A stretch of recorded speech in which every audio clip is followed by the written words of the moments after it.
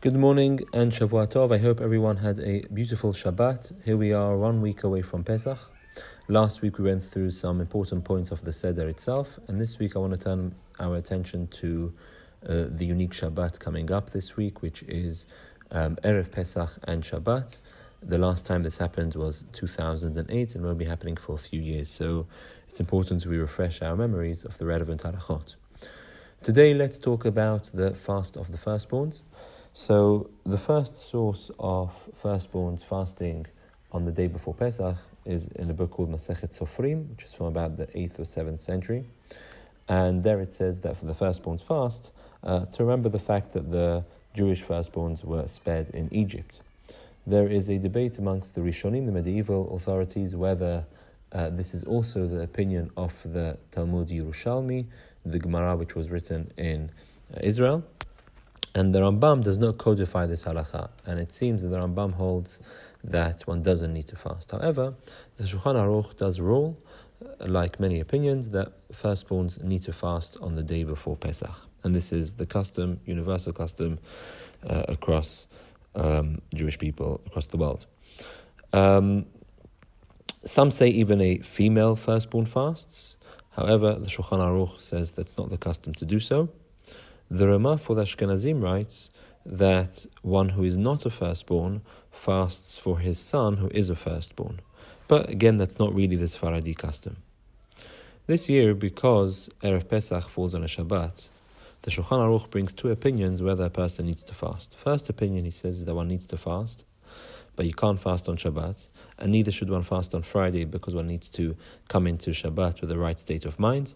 Therefore, the first opinion says one fasts on the previous Thursday, which is the 12th of Nisan.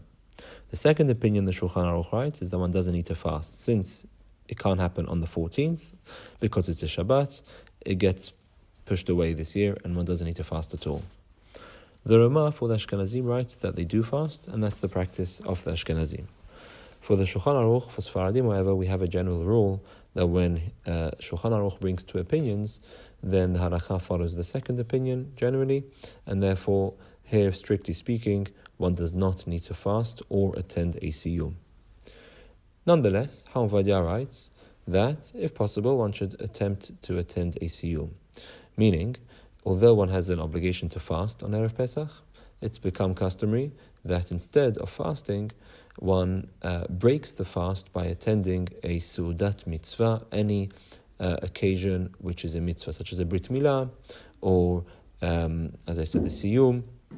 If one attends that and participates in the Siyum by eating from it, then one does not need to fast. So therefore, this year, says Ha'am Vadia, if one can, it's good to go to a Siyum on Thursday, and thereby not have to fast at all.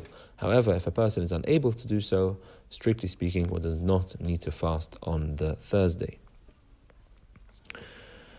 One should bear in mind that generally speaking, each year, it's not enough just to hear a siyum or for food to be brought home from a siyum.